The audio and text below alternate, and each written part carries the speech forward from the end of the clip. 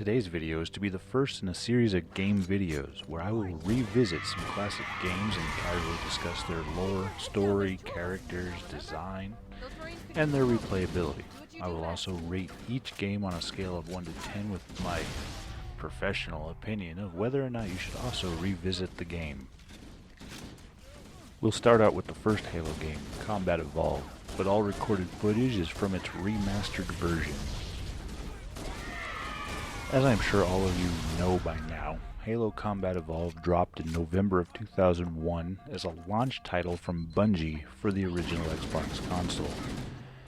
And it proceeded to revolutionize first-person shooters as we knew them. Call of Duty, Medal of Honor, Unreal Tournament, none of them impacted the first-person shooter genre in the way that Halo did. And ultimately the game series followed in line after Halo's style and success. Halo Combat Evolved brings us the Pillar of Autumn, a UNSC frigate which has just escaped the destruction of a planet named Reach, and we are introduced to the lore and universe of Halo seemingly mid-story. I like this, and here's why.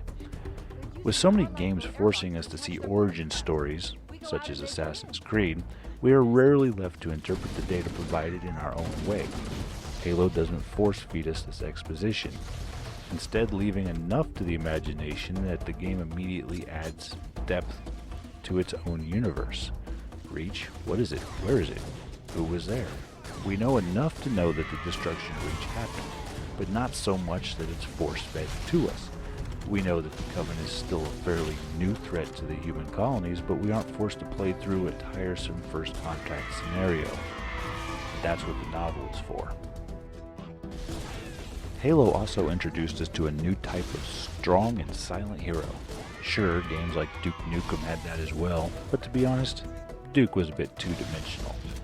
And while it may seem cliched to have the strong and silent type of hero in yet another action gun or video game, in Halo, it works again to add depth.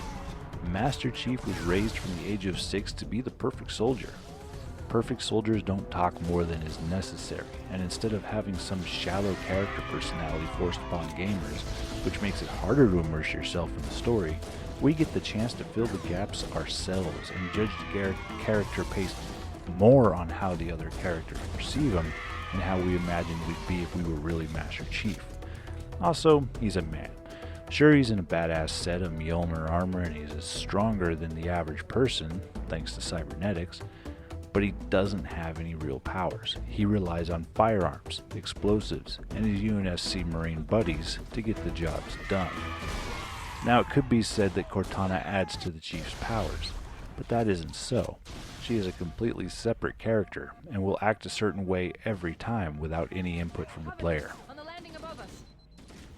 There's also a complete lack of a leveling system in Halo. No player abilities to unlock, no certain challenge you need to complete in order to be able to pick up and use a rocket launcher. It's all there from the start. You are who you are from start to finish. And personally I prefer this. If I wanted a grind, I'd play Dark Souls. But for a first-person shooter, a grind would diminish the game's enjoyment. Now, moving on to one of the best aspects of the Halo franchise, its lore. The Halo universe is vast, and though it may seem small as far as Combat Evolved is concerned, it has provided enough potential to spawn a large franchise of mostly successful games, some live-action videos, and a passable attempt at a movie. The Covenant, the Flood, the Forerunner, and the UNSC make up factions within the game, and while the Forerunner are extinct, they left behind sentient constructs known as monitors. A plot device for some nice exposition, sure, but one that works rather seamlessly. 343 Guilty Spark is an absolute joy to have around, much like the little fairy in Zelda or Ocarina of Time. You know the one I mean. Hey. The Flood is tied directly to the lore of the Forerunner, and has provided me with many fond memories of trying to solo the library on legendary difficulty. Fond memories. Anyway, the UNSC, ONI, Spartan 2s, Halsey, Ship AI, space colonization, etc. are all very intriguing and well-implemented plot points. Game design is better than what you would expect for a launch title on the first console Microsoft produced. The levels are linear, but open world wasn't really a thing in 2001, so this isn't an issue. Much of the game can feel redundant. Run, shoot, cutscene, repeat. But they have a decently balanced level of drag and suspense to keep a player invested through the whole campaign. And if you are unfamiliar with the game, certain events may even surprise you. All that being said, the game is not without its flaws, as no game is ever perfect. Glitches run rampant at times, invisible walls ruin headshots, jinky animations and controller lag can make you steer off a cliff, and what could be best described as ragdoll physics make up a small part of the list of issues that this game has. The game has also led to some sequels that were less than well received. Halo 4 was a smooth game with a nice design, but the story lacked the same depth that it had before 343 and Microsoft took over. Sadly, the same can be said for Halo 5, and while they tied it in decently to the remaster of Halo 2, it followed on the path that Halo 4 set, and it was all downhill.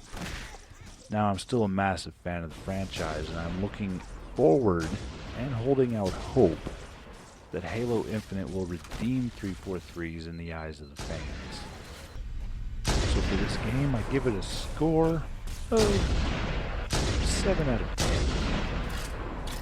It's a very, very solid game to revisit, especially prior to the release of Halo Infinite.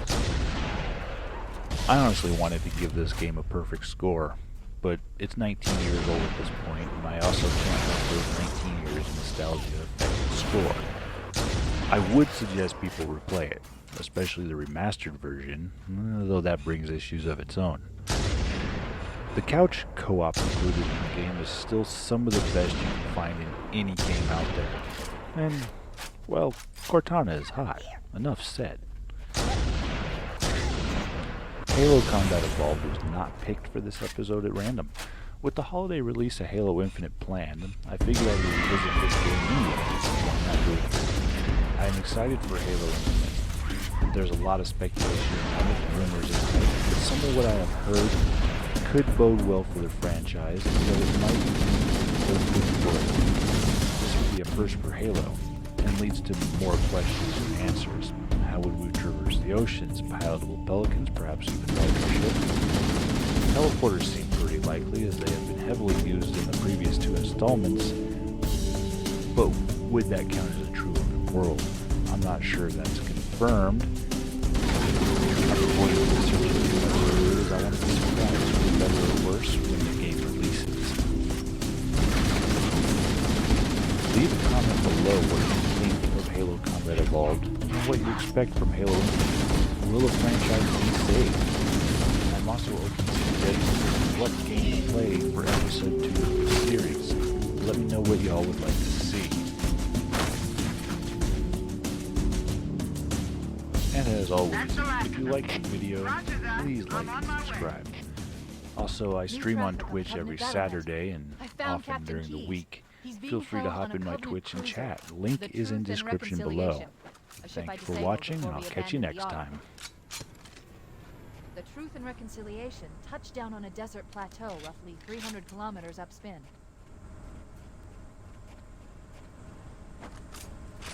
There's our ride.